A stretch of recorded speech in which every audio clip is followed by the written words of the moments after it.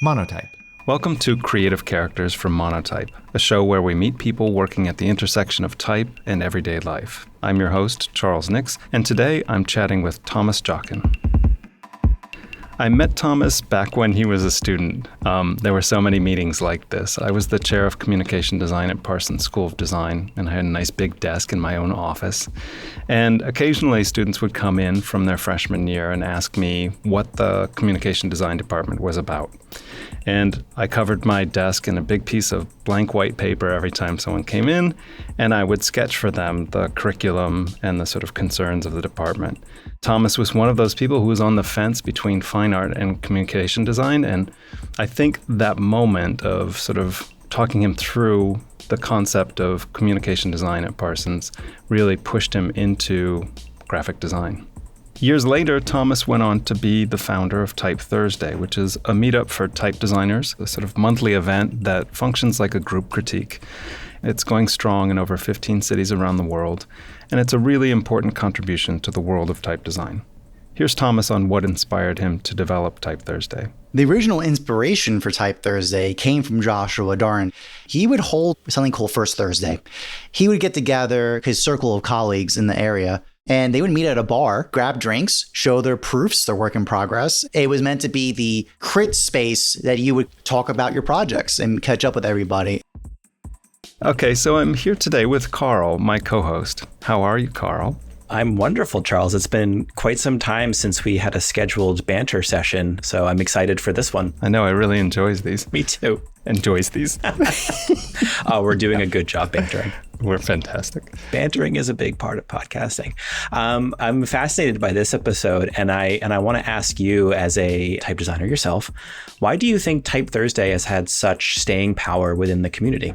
Well, I mean, the type design community is small compared to other aspects of art and design. So there are plenty of painters in the world, plenty of sculptors, plenty of graphic designers. But when it comes to type design, it's so specialized and it requires a sort of certain type of personality, no pun intended. And for artists, for painters and people who draw, there are plenty of sort of postgraduate opportunities to interact with other artists and sort of recreate that experience that you had in school. It's hard for me to describe to people who haven't been through a critique in an art school or an architecture school or a design school what it's like to be in that crucible, to put yourself out in front of a group of peers and have them look at your work. But I think that is something that other disciplines are able to find, and Thomas, through Type Thursday, really created it for the type community. And so it doesn't surprise me that people want to participate in that, because it really is a way to supercharge your development. Well, I imagine type design can be quite a solitary pursuit, you alone with your ideas and your computer screen trying to problem solve and make things fit together. So there must be some relief in going out and meeting people who are in that same world and dealing with those same problems and, commiserate, but also problem solve together. Yeah, I often equate spacing or kerning a typeface to a sort of long drive across country by yourself. And yeah, to have some people along the way that you can stop and talk to is probably really important to one's sanity. Yeah. So what should listeners really be tuned in for in this conversation? What do you think are some of the more interesting topics you and Thomas covered?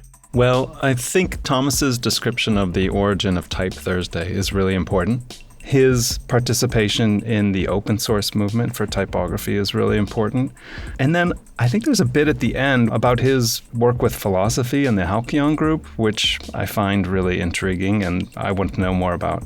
I think we could do a whole nother episode on that. For this episode, I'll turn it over now to you, Charles and Thomas. Thank you for listening and hope you enjoy it. Hello, friends of typography. I'm Charles Nix, an occasional host of the Creative Characters podcast, and I'm the Senior Executive Creative Director at Monotype. And today, I'm joined by Thomas Jockin. He's the founder of Type Thursday, which is a global meetup for type lovers. He's former faculty of the Pratt Institute, the Fashion Institute of Technology, Queens College, and the City College of New York. He's an alumnus of the Parsons School of Design and the Type at Cooper program. Thomas, welcome to Creative Characters. Charles, it's great to see you. Great to have this conversation with you. Yeah, I'm excited. So should we start at the beginning, before you and I ever met? What drew you to art and design? I was always interested in the arts growing up. Actually, I had a huge obsession with Mega Man and Mega Man X. So I would draw these binders, like encyclopedia binders of different characters. And I would just draw, I remember easily hundreds of them when I was growing up. And I was like 10, 6, around that range. Did you put them in binders at the time? Yes. Yeah, I had whole catalogs. I had statistics. I had all this schematics. I mean, they're derivative from Mega Man X graphics. Like they had that. So I was just mimicking them, but I felt the need to do that. But then I actually did draw and paint a lot as I got older. And I basically knew I was always going to do the arts, whatever that meant. I remember when I was a high schooler, I finished my requirements early and I just loaded up my basically my senior year especially, with art classes. In fact, I had the option to take calculus and physics, and I opted not to. Of course, I regret that now. But I opted out to do more art classes instead. So where were you growing up at this time? I was on Long Island, New York, so about 50 miles east of New York City. So the city was always sort of there looming. It was, but back then, I mean, especially back then, it was. I think I went to the city maybe collectively like 3 times prior to going to college in New York City. I was accepted to Parsons School of Design, and Charles happened to be the chair of the communication design department at the time. So in my freshman year, you do a foundation year, I was hemming and hawing between fine art painting and communication design. So I met with the chairs of the departments, and that's how I first met Charles. And he was very persuasive to convince me to go into communication design. So you had a small hand in my destiny, Charles. You know, my persuasiveness comes from my firm belief that typography is the reason for being. Beautifully said, Charles. Beautifully said. How long after Parsons did you start Type Thursday? Type Thursday started in 2015. So I graduated from Parsons 2008, and I was in the inaugural year of Type at Cooper. So that completed I believe in 2011. It's amazing. The Type at Cooper program has been around that long. It's shocking. I am old. That's how I feel about it. I wonder if you have a view on how it's changed in the time that it's been around. I mean, you think of that landscape of type design. It was highly specialized at the turn of the century, but now it's become a much more sort of accessible and popular pursuit for designers. It is. And I think in general, it's become more and more part of the designer tool set, like the idea of understanding type design. I think also it does help that software is so much easier now. I remember at Type at Cooper in that inaugural year, it was a live question if you were going to be on glyphs. It was like, are you going to use that versus Font Lab? I wonder. Or any of the more arcane softwares. Yeah, it was a real upstart at that point. It was. I mean, what stands out for you in retrospect from Type at Cooper? What was the pivotal moment, the sort of aha moment for you as you were studying there? Well, for me, I mean, the aha moment really was actually at Parsons, because it was there I met Joshua Darden. He was teaching as an adjunct in the Type 1 class. And I remember this because, remember, the context was I was debating between painting and communication design. And I was basically put through the ringer in my foundation year for not being detail-oriented enough. I was too much about ideas and expression and not about the particular mechanical execution. So I was going into my sophomore year in the communication design department and petrified that this class called typography was going to be the bane of my existence. I was on scholarships, so I was very nervous about that. Happened to have Josh, and I mean, that was the big pivotal moment, because that's where I actually saw the mind of a typeface designer demonstrate their way of thinking, and it was so unlike anything else I've ever saw or encountered. And I remember probably in class 2 or the first, definitely the second class, maybe even the third, I said, I want a mind like that. Mm-hmm. Whatever he's doing, I want that. I just want the way he's thinking about things. I fell in love with it. So for me, Type at Cooper was really just a continuation of that training, because basically at first I went to Josh. I didn't give him a choice in the matter, because I remember at the end of my first semester with him, I said, Josh, I am going to intern for you. You don't have to pay me. I'll do it for credit. I already got the approval from the department. Here's the paperwork. You just need to sign and we're good to go. He looked at me with a kind of this look of, I can only imagine this now because if a student of mine did that to me, I would look at them like, it's rather presumptuous of you, but I appreciate it. He very graciously invited me to do the internship. And after that, he then continued on with the paid apprenticeship. And I was with him until my senior year. Oh, that's amazing. What a great person to learn with. Yeah, a very great person. I have nothing but the most immense respect for Josh and the way he's thinking, the way he works. That's your transformational moment, that moment you encountered Josh at Parsons. Yes. I would have to say, Thomas, that's my favorite legacy of my time as chair at Parsons, putting in lettering, calligraphy, and type design as a sort of subtract of typography. And the number of times that people have come to me and talked to me about meeting the likes of James Montalbano or Paul Shaw or Josh Darden, and the effect that had on the way that they see typography. Yes. Let alone make typography, is gratifying. But after Type at Cooper, you set up what has become a sort of, what I think you describe as a global superfamily of Type Thursdays events. And I remember them kicking off, but they've become incredibly popular. And, what's your view on them now, so far into it?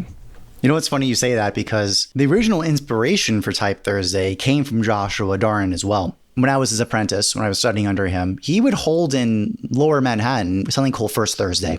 He would get together Christian Schwartz, Matteo Bologna, Chester Jenkins, like people like that, his circle of colleagues in the area. And they would meet at a bar and they would grab drinks, show their proofs, their work in progress, and they would have this very casual, just catching up with each other and then discussion about the industry, their work, and the project themselves. Basically, after Type at Cooper, I started taking on client work independently as a type designer.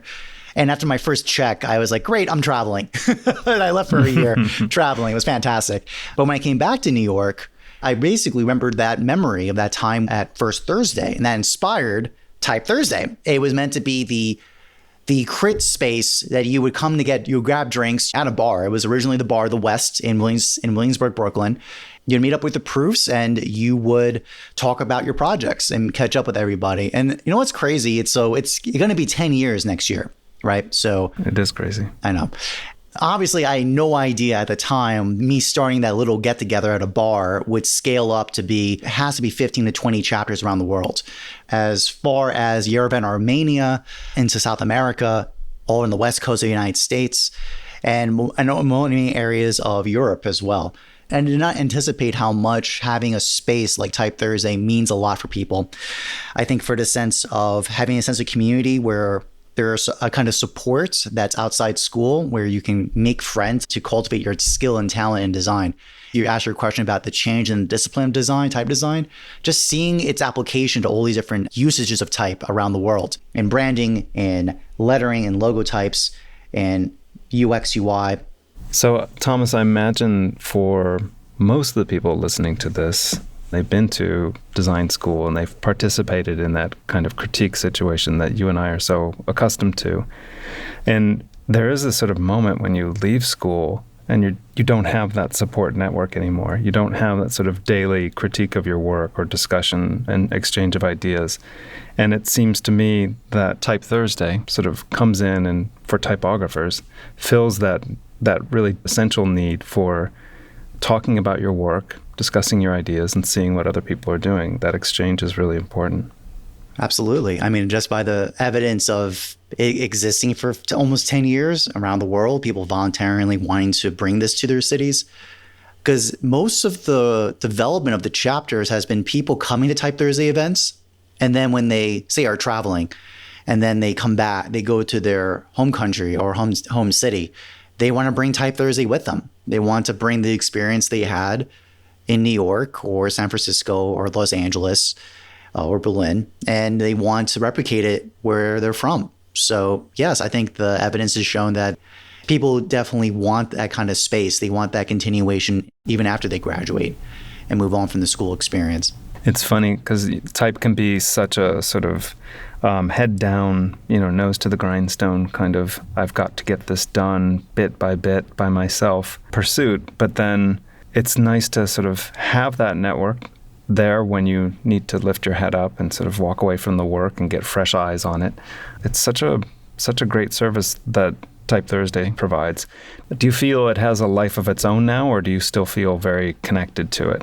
I'm still related to it in the sense that the chapter leads of active chapters, we meet once a week to check in on each other. Basically, we give reports on how the chapter's doing, what areas of growth should be focused on. So I still have an involvement with the active chapter leads for chapters. And as new chapters come on board, like for example, Atlanta just started, I'm in the process of mentoring what's required in leadership and in development to make a successful chapter. So I have that relationship. Now in terms of what happens after the chapter leads take that and then build from that, that's completely out of my hands now at this point. And it's kind of amazing to see the kind of diversity of community and people that come together. We do know a couple that met at Type Thursday and were wed this year from meeting at Type Thursday. It's one of my favorite memories. That's amazing. You've established something with staying power when people meet and get married.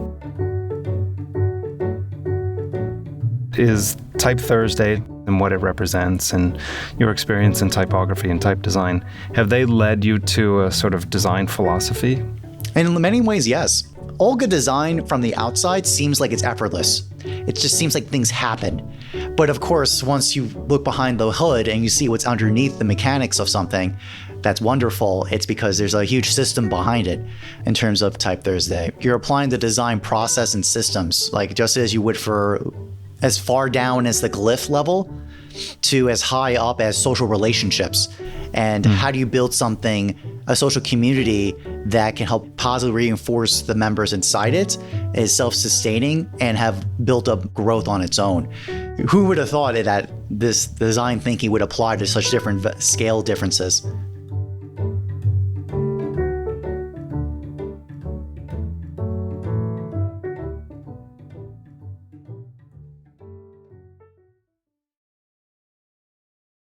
Let's back up a tiny bit and talk about your type design work, Lexend and Redux and Amatic and Overpass and the other work that you've done.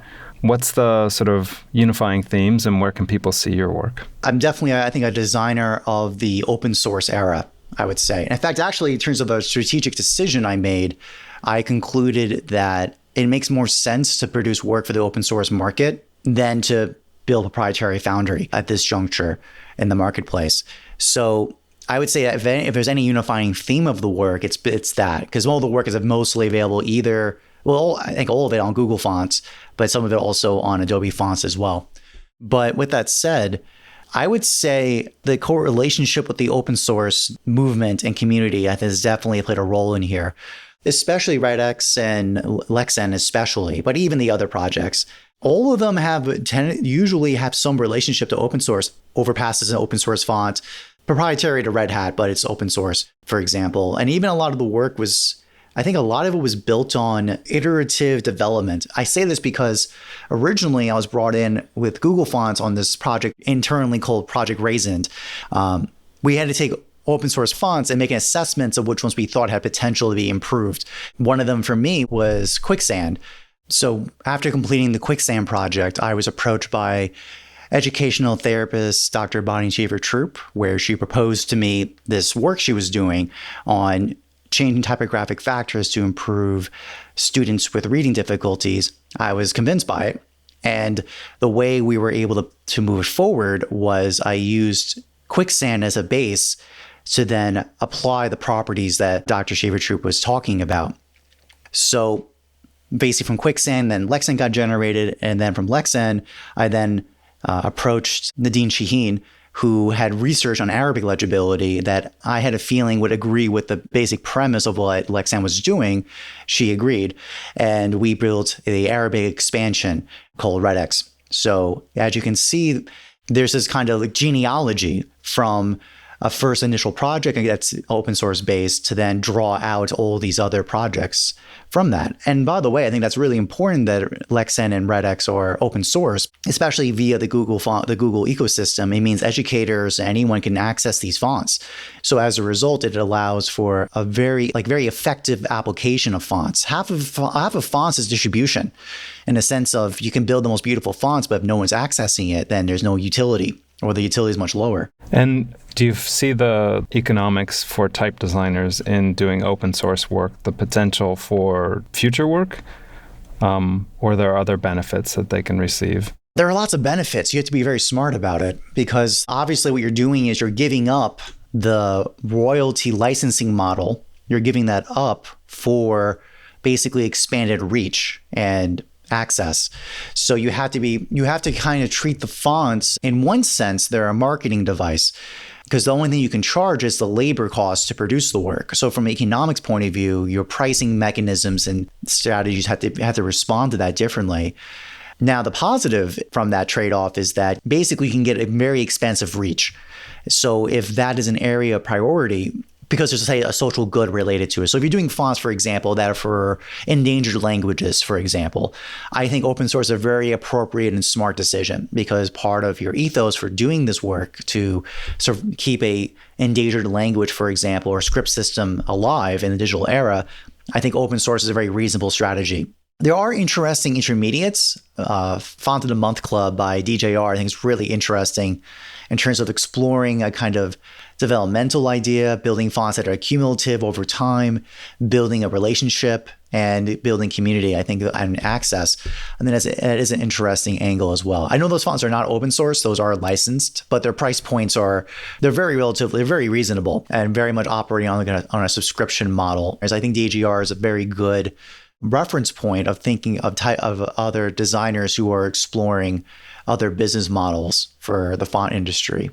Yeah, I like what DJR is doing in terms of the value that it assigns to type designers and sort of the way that it reframes that old school, like 30-year-old plus model of, hey, I bought this font, which is, of course, is never true. What you did is license the font. And I think by setting up a model of subscription, you really sort of focus in on what the exchange of goods for money is. You're leasing a type from somebody else. You're licensing a type from somebody else. Of course, this is all outside of the open source market, which is not a market, but a distribution network. Yes. I can't wait for people to go out and look at your work on Google Fonts. Where else should they look for typefaces beyond Lexend and RedX and Amatic and Overpass? Yeah, in general, like I said, my distribution strategy has been open source. I don't have a personal foundry. So the best way you can see my fonts in use is actually Fonts in Use. That actually has a pretty good archive of my work.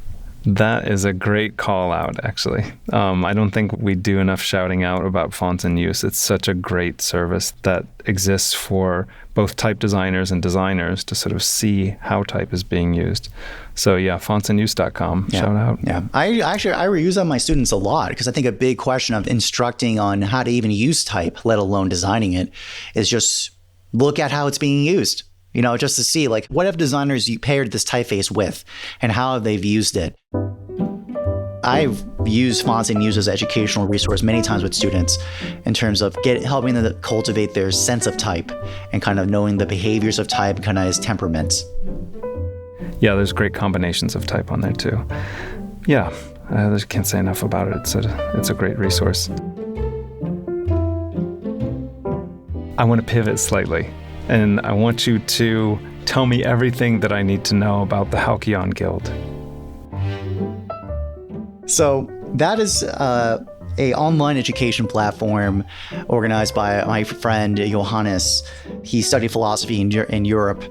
During COVID, I got involved with a bunch of philosophy circles online, and basically as a pet hobby the last 10 years, I've been reading a lot on Aristotle and Plato. So what happened was he reached out to me.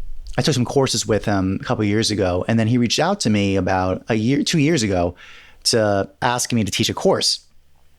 And I decided to a topic I've been thinking a lot about was the topic of the beautiful, in the sense that that's something, that designers and artists seem to really care about. We seem to this is why we do what we do. But if I was ever asked to explain it, I never could I? At least when I was younger. So that was the motivation to review Plato and to build a whole course up. And so the Halcyon Guild has a bunch of courses online on various topics, generally around Heidegger, some Kant, some Hegel, basically relatively late European philosophy, and then also some Greek. So in terms of pre-Socratics and Plato dialogues, like the Republic, for example. So the course I'm teaching is on Plato's account of the beautiful in 6 dialogues. And I would say I rely on typography a lot. In fact, actually within the philosophy circles, the fact I come from a type design background and I use typographic examples, they find immense interest in that. They think it's a really useful way to talk about a lot of the ideas in philosophy. So which was surprising to me. I never would have thought it. That course just started last week and we have 10 students in the group and it's been really rewarding already the first session. That sort of brings us back to where we began. I mean, between us, typography is everything. But of course it's interesting to philosophers because it is a way of recording ideas and time. I'm so excited for people to sort of dive into that aspect of your career. How can they find your course on the Halcyon Guild? They can go to halcyonguild.org. So that is HALKYON Guild, GUILD.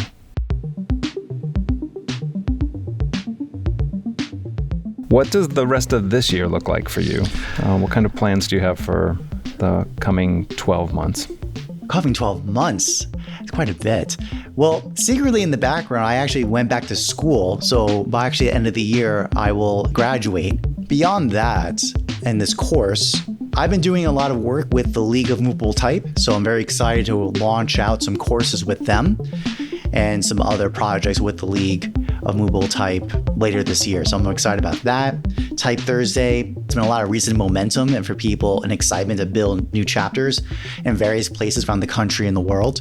So I'm very looking forward to launching new chapters of Type Thursday. And I mean, I've had typeface projects in the background for years. So maybe I'll get something out the door in the next 12 months. We'll see about that. So that's what's going on with me. Yeah, I think every type designer who's listening to this will appreciate and identify with the idea of having folders full of projects that you began and have not had time to complete.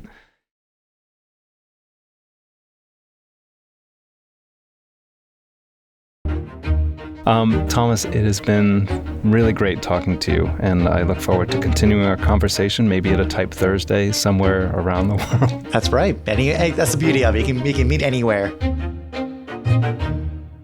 Until next time, take care, Thomas. Take care.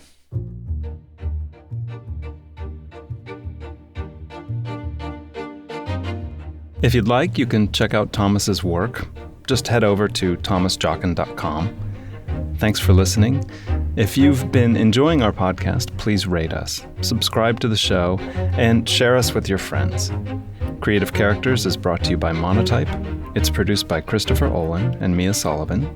We'll be back with more episodes soon. Take care, my fellow type nerds.